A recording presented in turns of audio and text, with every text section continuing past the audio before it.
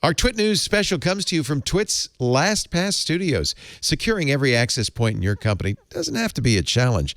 LastPass unifies access and authentication to make securing your employees simple and secure. Check out lastpass.com/TWiT to learn more. Podcasts you love.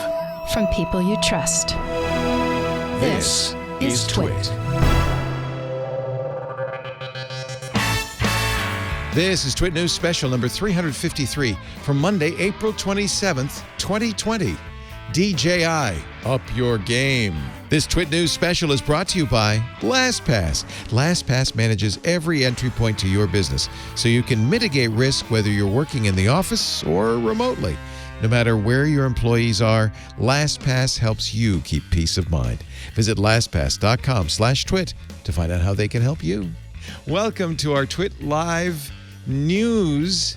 Usually we're not here at 6:30 Pacific, 9:30 Eastern in the evening, but DJI's having an event, and we thought nobody better to have on. Well, actually, we asked the Quad Father, Father Robert Balaser, but since it's 4 in the morning in Rome, and he had a 6 a.m. meeting, he declined. But fortunately, we have a heck of a drone expert with us for this announcement. It's Ray Maxwell. You may remember from Maxwell's house. We just did a hands-on tech with him because he's got a Mac Pro. He also has more than a few drones. In fact, shoots video commercially for people. Hello, Ray. Hi there, Leo. How are you doing? Great to see you. Welcome. How many DJI drones do you have? I have 4. I have an original Phantom. Yeah. I have an Inspire 1, an Inspire 2 with the X7 camera, and I have the Mavic Pro as a backup unit. So there have been rumors about this, that there might be a successor to the Mavic Air, which I liked a lot. That was their relatively inexpensive but very capable drone. That's the one I flew into the Caribbean, my last drone. And it's been a couple of years since they updated that. The rumor was it would be a $700 Mavic Air 2, but we don't know. No. All we know is that it starts in about half a minute, and that DJI's stream is available at their site, but we can also watch it together and get some commentary on it. And I see the title is Up Your Game. Is it a game? I don't know. Who knows? DJI is a Chinese company, and of course, they really come to dominate the drone business. There are quite a few quadcopters out there. In fact, they weren't even the first kind of consumery quadcopter. Remember, Parrot AR, a French company, showed those at CES maybe 10 years ago. It's been quite a while. And those you could fly with your phone. A lot of the technology that these quadcopters use, I'm going to call it a quadcopter. A drone doesn't seem quite the right terminology. Ray, do you agree or disagree? No, well, I agree. The people who fly them and the model airplaners all hate the term drone. You know, they'd rather be more specific and call it a quad. A drone is any unmanned aircraft. And right. When I hear drone, I think more of the cruise missiles and the drones used for warfare than anything else. We're trying to get the video up. We just got a 404 on it. Try their YouTube live channel, John, because maybe we'll be able to see it there. They may also be having difficulty, as many people are these days, with live streams. There was a Sondheim 90th birthday celebration with Bernadette Peters and lots of singers, and it was delayed by an hour a couple of months ago. Yeah. It is a Mavic Air 2. It is an Air 2, as rumored. Yeah. I just clicked on Learn More, and now I've got a button that says Watch Video. So go back to the DJI site, John, then maybe we can get that back up. This is Mavic Air 2. Yeah. You may have some questions. Yeah, they're... where's the sound? I hear the. Yeah. So I'm going to turn it down. Click the Learn More there, John, on that. No, back to where you were. Learn More, or just click it. Click it. And then there's a video button. And then is that the live video though? No, it's just a. But it wasn't there a few minutes ago. Right. But I was told there'd be a I was told there'd be a live stream. Well, me too. But I saw the words 8K show up there a moment ago. If that's the case in that small a drone, that's incredible. HDR video. Oh my! So you're seeing now some of the specs. Yeah, 34-minute maximum flight time.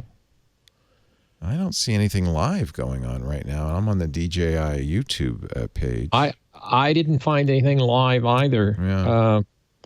But here is a video, Active Track 3.0. Let me show it because is this the let's see. Let me go look at their most recent videos.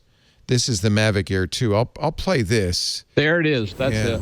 You may have some questions, like, So what's different? well, let's start with the larger sensor. There's a lot more pixels, 48 megapixels to be exact, which means you can do this.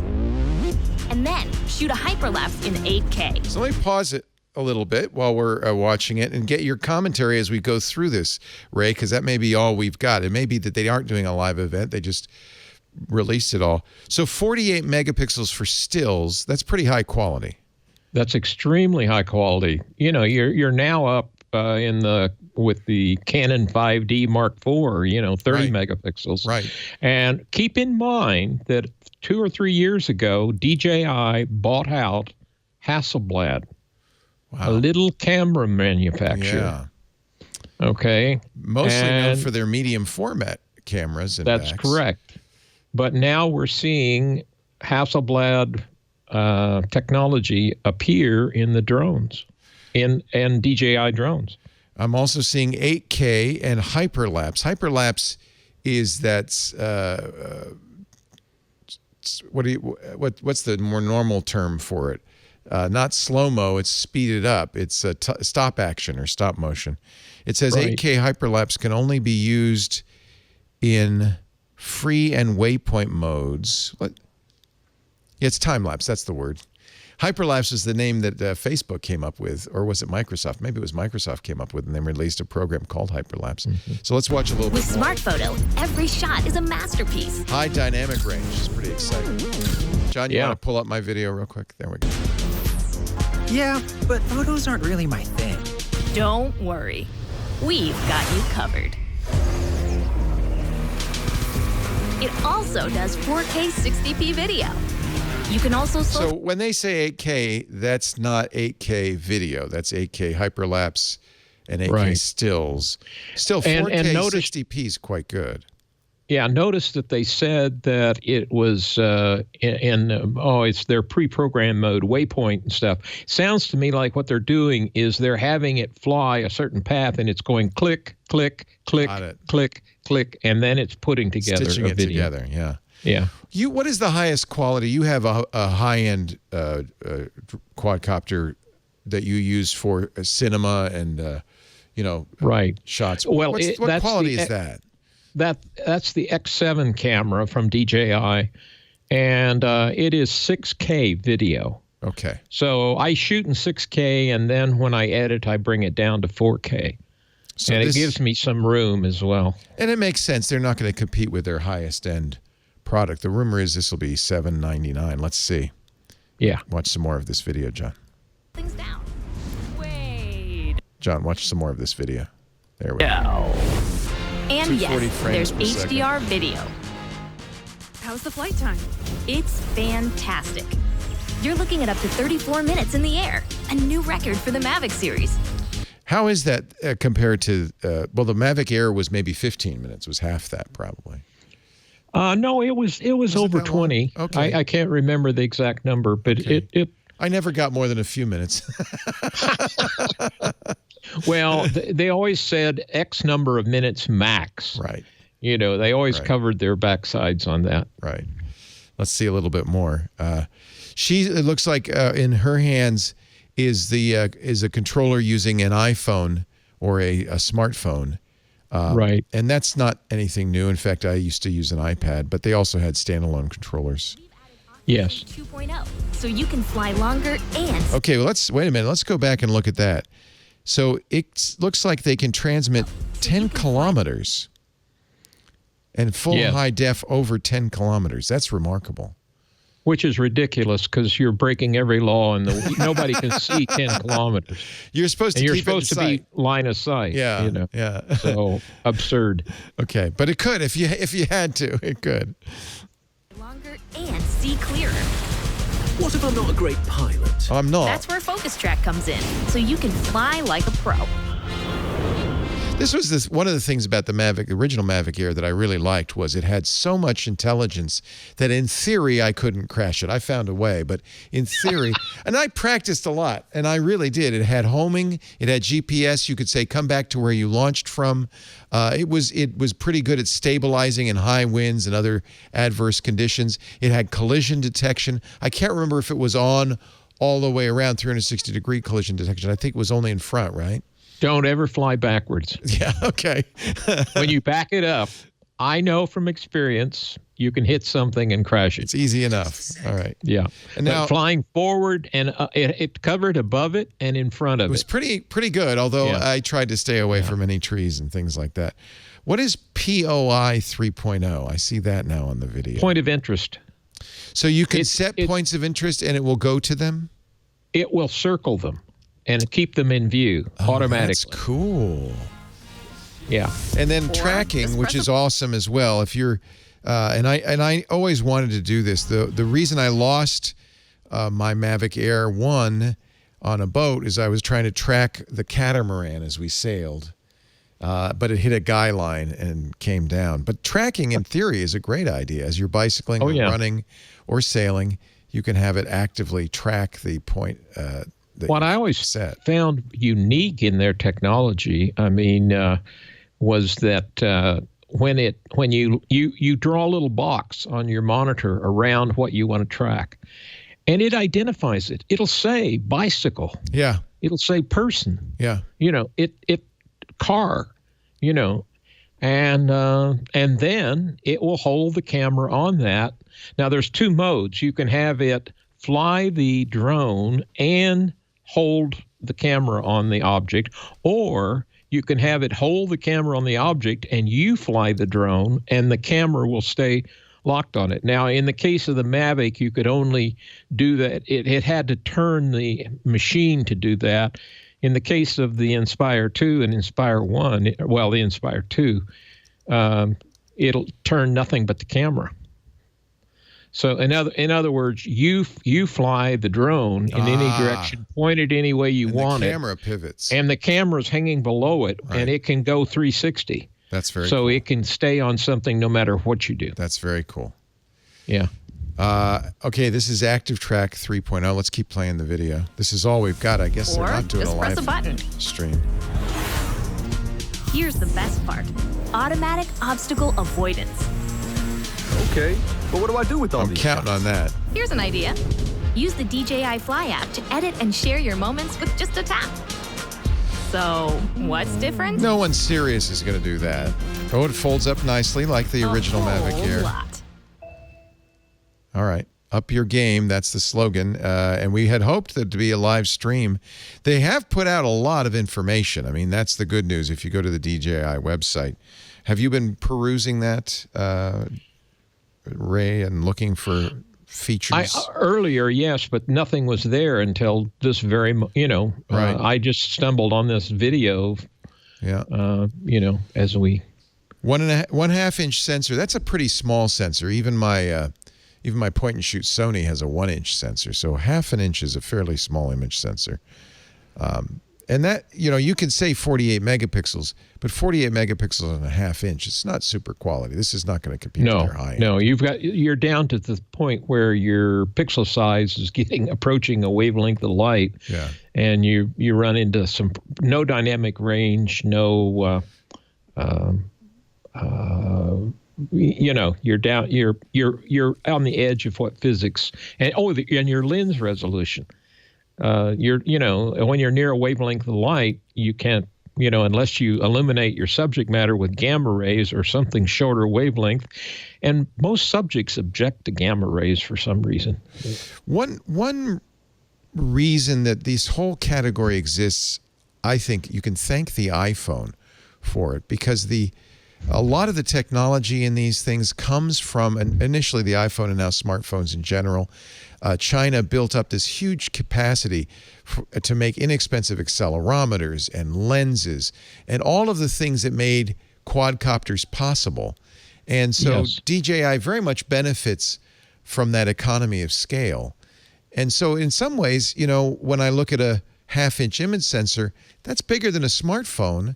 And given what they can do with computational photography on the Pixel 4, on the iPhone 11, you know, they're probably doing some sophisticated computational photography with this lens, I would guess. Yes, I think so. No, you're right. The iPhone. I mean, I have an iPhone 11 Pro Max, and the camera in that and the processing is just incredible. Yeah, and that's a much smaller sensor. That's a quarter inch or less. And especially for video. But the Inspire 2, the high-end drone they sell, that camera has a Super 35 chip, you know, which is much larger. Right. And again, I'm sure DJI is going to be at pains not to cannibalize. They're very profitable. How much is that profitable high-end? That's $4,000, right? The high-end DJI? That's the drone with no camera. That's without the camera alone. Okay. Yeah. Although they're starting to converge. The low end and the high end are getting closer and closer and closer. If you do a full all-up Inspire 2 with the top camera, they make 4 beautiful lenses. I think Hasselblad made them. Wow! But they're all exactly the same weight and balance. They're dynamically balanced to suit the gimbal. I mean, they really did that. Again, it's an extremely well integrated end-to-end system. Yeah. And any rate, you're over $10,000. You're up around $15,000 for the whole system. And I think this is probably comparable to photography with an iPhone Pro Max and photography with a DSLR. With a Pro Max, there are people who make shots that make money. They can sell them. Our friend Anthony Tortoriello, who is a very accomplished photographer, and one of his pictures of a sea turtle in Hawaii was featured on the Shot with iPhone campaign some years ago. He says he's sold a $3,000 40-inch fine art print that he took with his Mavic Air 1. So it really is post-processing. It's the right shot at the right time. And I think a half-inch lens or a half-inch sensor, maybe more than enough.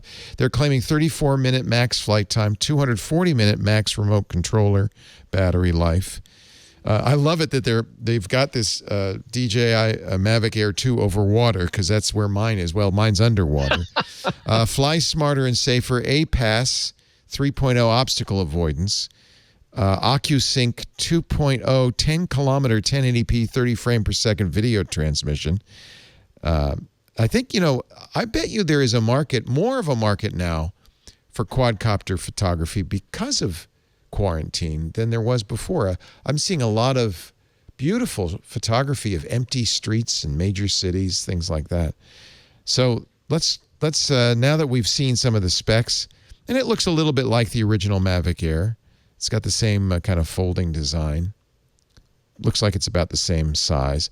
Let me just press that Buy Now button and see what we're going to be doing. $7.99 is the list. If you do the Fly More combo, which I've done in the past, you get extra batteries, you get bumpers, you get a few extra parts that come with it. You get a remote control. That's a couple of $100 more. I think, honestly, for somebody like me, having all those blades is worth it. It looks like it uses a micro SD card. They offer those for sale, and they offer additional batteries at $115 each. I bought the Fly More combo. Does that seem like, not of this, but of the original Mavic, does that seem like a good idea, Ray? Oh, absolutely. Yeah. You're going to need all that stuff. You're going to do any serious work. Just for comparison, I looked it up. The full-up super combo with the Inspire 2, the X7 camera, they have a high-end controller instead of the regular controller and they have a high-end 1,000-nit monitor. And if you buy all of those things, in other words, put together a suitable system for a movie set to work on, it's $20,000 US. There's one more thing that I bought and I never used, but it seems like a good idea. They call it the DJI Refresh, and Yes. it essentially is extended protection. In fact, I didn't think about this, but my son said when I dunked my original Mavic, he said, "Shall I go get it?" And I said, "No, it's gone now." Had I retrieved it, I probably could have sent it in and had it refreshed because I had paid for the refresh. So I think that's probably a good idea if you're like me. And it's not expensive. The refresh is half off right now, $50 a year. So that's a pretty good deal. I paid $100 for it, and the collision avoidance, as you have tested, will not see a guy wire on a boat. No. And it even has little trouble with sparsely populated trees. Yeah. But as far as brick walls and signs and things like that, it works beautifully. I've tested. It's good because I've flown many a drone, many a quadcopter into mountainsides, hillsides. I've flown. I had my very first one just went up and never came down. I don't know where it is. It might still be up there for all I know. So I am very attracted to the fact that they've got, and you clearly, I'm not alone. They really push hard on these kind of self-flying capabilities, collision avoidance and return home and all of that stuff. I think those are good features to have, even if you're a proficient drone pilot like Ray Maxwell or Father Robert Ballas. I'm very sorry, everybody. I had hoped that we would have a live stream. I think that was the impression anyway that I got from the DJI announcement. But I guess what happened is instead of doing a live stream, they just pushed out all the collateral material or the marketing material, the specs, all the information at the same time at 6:30, and that's that. So yeah. I'm sorry I got you out of bed, Ray. I'm on the same time zone you are. I know, I'm teasing you. Anything else that you thought was worth paying attention to? 3,500 milliamp hour battery, hovering accuracy range is plus or minus 1/10 of a meter, which is pretty darn amazing. They say low noise. A lot of drones are pretty darn noisy. Have they been able to reduce the noise on these? Yes. In fact, my Mavic Pro that I have as a backup unit has low noise propellers. They came out with these low noise propellers, and it cuts the sound level about in half. My Inspire 2 is considerably more noisy. Interesting. Yeah. How do they make it a lower noise? Is it physics? Is it a better design? Is it a bigger blade? It's the prop tips. If you look, I don't know whether I can get this. Yeah, I see they're cut at an angle. They're kind of chamfered. Yeah. Because what makes all the noise in propellers, and this is if you've ever been around float planes, and most float planes have a slightly larger diameter propeller than the land version of the same plane, and the prop tips break the sound barrier. And puts out a shock wave. There you go. That's pretty noisy. Yeah. And I used to have rotate a at float that plane. kind of a speed? Yeah. Wow. To be fair, it's a scaled thing, but to be fair, the drones don't go at, the tip doesn't go at the sonic barrier, but in a normal float plane, they do. And when I would pull, I used to have a float plane. When I pulled back the RPM from 2850 to 2500, the sound level would drop to less than 1/3. That's really interesting. Yeah. Yeah. They do mention you can't use the goggles with these. There are people who use these drones for racing. It's very cool. And the VR goggles are probably a lot of fun, but they will not work with the Mavic Air 2. And I think they really are aiming this one at me. Is the Mavic Air 2 waterproof? No. There's a look at the camera. Unlike, it looks very similar to the camera, not only the camera on the Mavic Air 1, but also to the Osmo camera, the Osmo Mini camera. And I imagine it's the same kind of gimbal technology on their that they sell on their Osmo cameras. Yes, that would be my guess. Yeah. They use a Bayer filter, a quad Bayer filter. I'm glad you're here, Ray, to explain what a Bayer filter does. I don't know.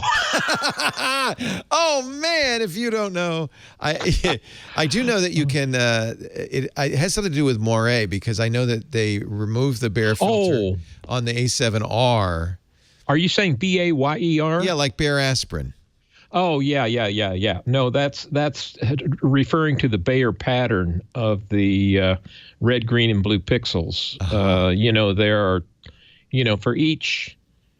There's an arrangement of 2 green pixels for every 1 red and 1 green, because green gives you the luminance information. At any rate, you have to demosaic that. Right. And that's what they're talking about. Right. Yeah. Sorry, I misunderstood. It's my American accent. I know it's confusing to you Canadians.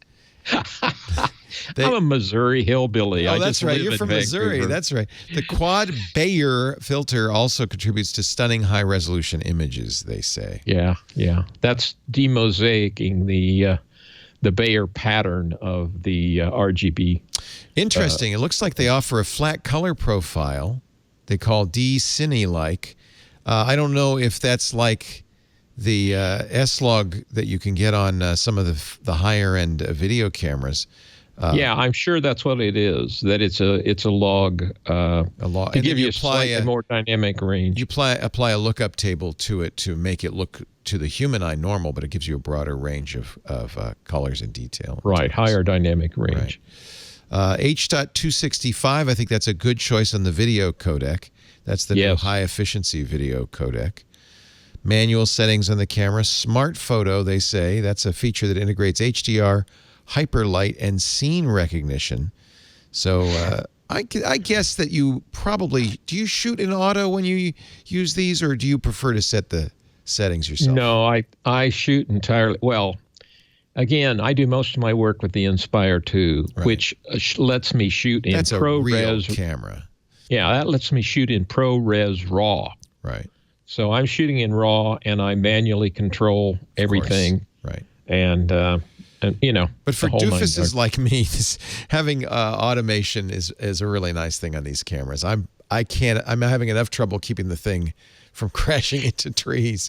I'm not sure I want to mess with the camera settings. The automation is extremely good. The brains back to the iPhone 11 Pro Max and so forth. The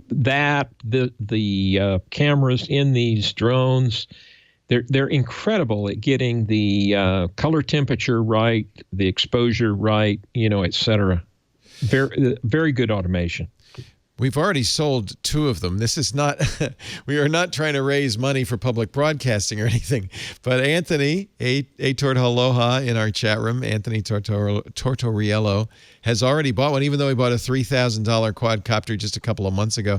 An Edmonton Oiler guy, one of your compatriots, has also purchased one. So there's obviously, they're clearly hit the right price point and feature set for people who are looking for something that is not super expensive, but is pretty capable. I think this is pretty impressive, what they do. There's something called OcuSync, and they are now doing Generation 2 of OcuSync, which supports both 2.4 gigahertz and 5.8 gigahertz, and does automatic frequency switching. This is how they're getting that 10-kilometer video transmission. Yeah, the OcuSync is a downlink from the camera to the monitor that you're looking at. Nice. So I'm impressed. I think this is. I think the price point is about right. Is this the same? I think it's the same as the Mavic Air. I think I paid $800 for that too. So it might be a little more expensive. This is an extremely good system for the money. Right. This is one of the things that DJI does really well, is give you a fully integrated, again, like Apple, a fully integrated system that is well thought out. They're at a stage now, especially with Hasselblad behind them. They designed the camera first, then they designed the gimbal to suit the mechanical characteristics of the camera as far as mechanical dynamic stability. And then they designed the aircraft to carry that. And then they designed the downlink and so forth. But all I'm saying is they start at the right place, which is the camera. This DJI's machines are not racing machines. That's why no goggles. Right. They are camera platforms. Yeah. I call mine the flying tripod because it can hold such a steady, beautiful video image. Yeah. It really is amazing that you're just hovering there and you have such an incredible image.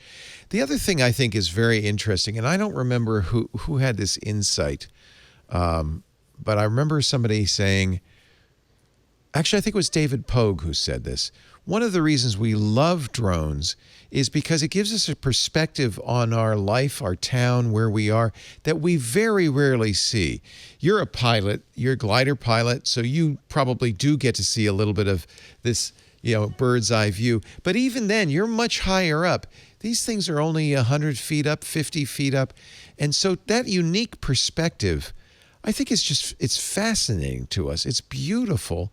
And it gives us a new way of looking with fresh eyes at something we see every day. And I think that's really one of the real reasons people love drones. Of course, there's so many things you can do with them. You're replacing very expensive helicopter shots with the drone photography you do. I was going to say that's the business that's really been hit hard is the aerial helicopter shooting. Yeah. Because you can do almost anything that you did with those with these drones and do it beautifully. I have to say I'm starting to see more and more drone shots in television and film. And you can recognize them because A, they're smoother than a helicopter. B, they're lower than a helicopter. And often the perspectives, Lisa and I will sometimes get in an argument. We had a little argument. We were watching 1917, which is kind of an amazing film from the cinematography perspective because it's all shot first person in what looks like a continuous shot. And Lisa said, that's a drone shot. That has to be a drone shot. Particularly the one where he goes over a waterfall. You see him going over the waterfall and then it pulls back.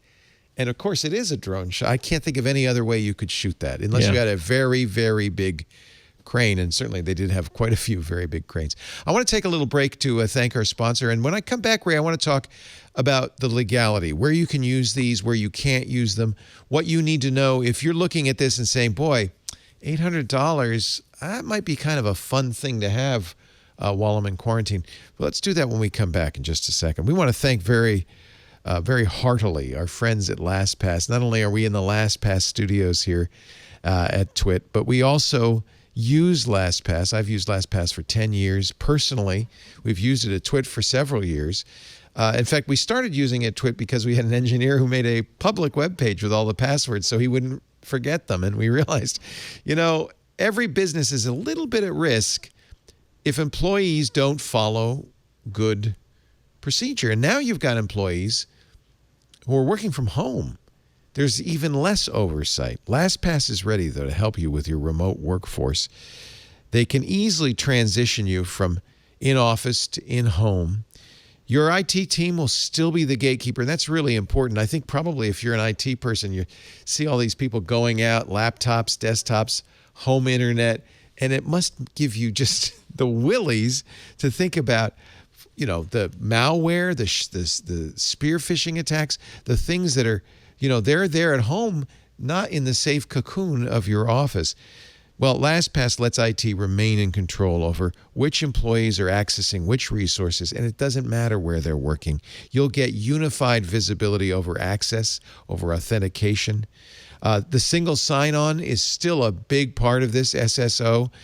They have, I think, 1,200 XAML apps, which is really great because it's one of those interesting areas, and usually in security, it's either more convenient and less secure or less convenient and more secure. There's always that trade-off. SSO, no. Employees love it because they just say yes on their phone. They don't have to remember a password. They don't have to paste anything in. And they're logged in. You'll love it because it's actually more secure than passwords. And because LastPass offers multi-factor authentication, not just Touch ID or Face ID or fingerprint, but even additional authentication using IP addresses and geolocation, you always have the right people accessing it. The wrong people can never get in. LastPass offers also an offline mode for both password management and that multi-factor authentication. And a lot of times you send employees home, they have spotty Wi-Fi, they have spotty internet. Offline can be pretty important. It's easy for your team to collaborate, too, with LastPass. Coworkers are working remotely, but they can share passwords, stay in touch. The average business, this stat blows my mind, has 185 shared folders. We don't, because we have shared folders that's based on function. So there's an ops folder, a business office folder. There's an engineers folder. There's a hosts folder. And they share passwords in those folders. And it really organizes and controls access. It's so important. And by the way, I mentioned phishing schemes. LastPass will never auto-fill a password on a malicious site ever. So you know you're a lot safer. And if you're using a VPN, LastPass lets that VPN be even more secure with biometric multi-factor authentication. That's important, I think. All I can say is we're working from home. We're going to be doing this for a while. You better take LastPass along with you. Visit LastPass.com/twit for home, for office, personal, family, enterprise. LastPass is a solution for you. Find out more at LastPass.com/twit. And we really thank LastPass for supporting our live news broadcast. A little disappointed. I was hoping we'd have a live feed, somebody coming on stage, showing it. But thank goodness we have you, Ray, because you really are the expert on quadcopters.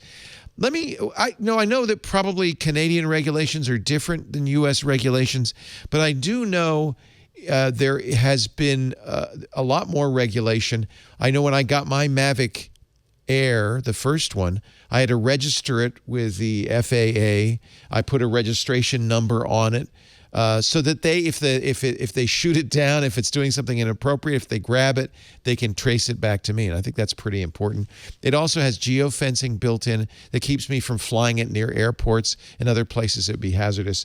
But I also noticed that, at least in the U.S., the FAA reduced regulations for lighter drones. That they're only worried about the bigger ones, I guess, these days. Is it the same in Canada? Oh. And it's very similar in the U.S. In Canada, if it's 250 grams and down, and you don't have to be licensed, and it doesn't have to be a certified drone or anything, but from 250 up to, now I'm going to forget. What's the heaviest drone out there? No, well, there's three classes. Oh, okay.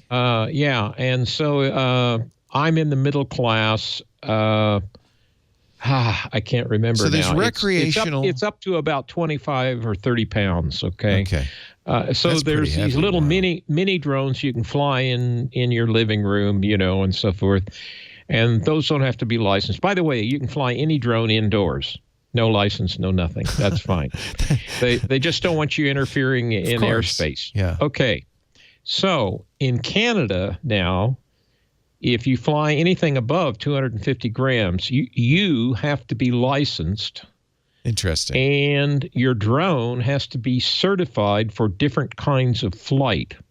Now, all of my drones are certified to be flown in controlled airspace and near people, like on a movie set, okay? And I have what's called an advanced RPAS license, Remotely Piloted Aircraft Systems, RPAS. And there's a basic RPAS license, which you take all online, and right now you have, if you're going to fly just for fun, you have to have an RPAS license in Canada now, the basic. If you're going to fly commercially, you have to have the advanced RPAS license, which I have. Anyway, the only exception to that is you can be a member of the Model Airplane Association of Canada. And if you only fly at those MAC-approved fields, you are exempt from the licensing. I think that's what also happened here, that the FAA heard from recreational flyers, model modelers and so forth, and decided to provide for a little bit of an exemption for recreational flyers. I'm looking at the rule. They do want you to register your drone and mark it with a registration, carry your proof of registration. This is for people not doing video for realtors, not doing movie video. This is pure recreational. You have to stay below 400 feet when in uncontrolled Class G airspace. And if you want to fly in controlled airspace, you've got to get authorization, of course. Many drones won't even let you do that. Their geofencing will the drone won't go in. Well, what you do and I think this is true in Canada and the U.S., in my case, I go to Transport Canada. There's a website, and I fill out the flight that I want to do that's in controlled airspace. Got it. Okay. Then I get they give me an authorization. I pass that on to DJI. They have a website where I go. Right. And I pass on that I've been authorized to go in control airspace, and they turn off the geofencing in my machine. Interesting. Yeah, the FAA has something they call the drone zone where you can go to register. This has obviously become quite a popular hobby. If you're if you're more than 250 grams and less than 55 pounds or 25 kilograms in the U.S. 25 kilos. I knew that was it. Yeah. So it's the same in the U.S. And, of course, you can't fly over people. You can't fly over vehicles. If you don't have lights on your drone, you're not supposed to fly at night. And you're never supposed to lose, as we talked about earlier, a visual line of sight. Right. In fact, if you want, you can have an observer who's standing next to you and in communication with you, but you do need to keep a line of sight for your drone. So now, there's very many people think draconian regulation on being proposed by the FAA right now, and the whole model community is beside themselves. Oh dear, yeah. Let me back up the truck a second and point out that all of this was caused by disruptive technology, namely MIMS, gyros, and accelerometers. This allowed you to build a model that can almost fly itself. So it made the skill required much, much easier. Yeah. Now, before that time, if you bought a model airplane or a model helicopter, and you went to a model shop and you bought it, the guy selling it to you, if he was reputable, would tell you, now here are the clubs in your area. Go to these clubs and take lessons. Right. And they would teach you the culture and the safety and everything. Because if you didn't do that, and this is true, average lifespan of a model helicopter flown by someone who's never flown one is 30 seconds. Yeah, that would be me.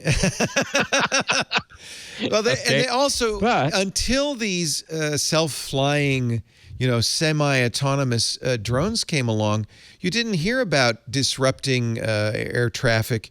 You did with these helicopters or model airplanes. You didn't hear about people flying over stadiums and taking pictures of soccer matches. You didn't hear of all the disruptive uses. That's really come as the masses like me have been able to fly. And you know what? It's really fun. I'm glad the FAA has rules. I'm also glad that they allow us to do it. Are they going to require training at some point? Do I have to go get training of any kind? Well, for this basic license in Canada, you have to study for it. It is not what they really teach you a lot about is airspace and how to read a map made for aviation and make sure you're not flying in controlled airspace. Now, the next thing they're proposing, and like I say, this is all caused by disruptive technology, they're adding more technology. The FAA right now is proposing that all model aircraft have a ADS-B beacon in them, which lets them be seen. ADS-B is mandatory in all aircraft now. Okay, right. And this lets you see all the aircraft around you and warn you. It's an anti-collision system, right? And it essentially has a GPS in it. And it sends out on a special frequency your position, direction of flight, and speed. And then the algorithms in it picking it up from the receiving end of it picks up those things and calculates whether you're going to on a intercept course, a collision course. So they're now proposing that model aircraft have to have one of these. And we're talking about a $1,500 box. Okay. Yikes. And DJI is certainly could put these in their drones, but it would jump the price by a considerable amount. More than double it. At the same time, you want safety. We want our air lanes to be safe. And sad, irresponsible drone pilots have caused you problems. you said that you never heard of this for model airplaners, and the reason was you had to join a club. Right. And when you joined the club, you joined the AMA in the U.S., American Modeler Association, or you joined MAC in Canada, and there was a safety culture inculcated into you in that group. But when you can go to the local drugstore and buy a drone, all of that went out the window because the people selling them don't know jack about them, Right. And so they're not going to say, oh, by the way, I mean, I wonder right now, some of these places, if they ask you in Canada, for instance, where's your basic license or where's your advanced license, Right. Well, this DJI Mavic Air 2 announced tonight, available now for sale at $799, is 570 grams, so it's in the middle. It's neither so heavy that you have to get a special license, nor so light that you don't have to register it. So make sure you follow all rules. Be safety conscious. And you know what? It wouldn't hurt to get some lessons and join a club and become a more proficient pilot. I think it'd be a lot of fun. Obviously, it wouldn't be in person these days. So maybe you'll just be flying over your house. Ray Maxwell, what a pleasure to talk to you once again. Twice in a couple of weeks. This is pretty special now. I thank you for coming. I'm sorry we didn't have a live stream, but man, I think this was actually better because we had a chance to see the product, talk about it, and get your thoughts. So thank you, Ray. I hope you have a safe and a wonderful evening, and I thank you for joining us tonight. Thank you, Leo. I thank all of you, too. This was a TWiT News special, the announcement of the Mavic Air 2 from DJI. Thanks to our sponsor, LastPass. Thanks to all of you for joining us. I'll be back tomorrow, iOS Today, MacBreak Weekly, and Security Now. I'll see you then. Good night.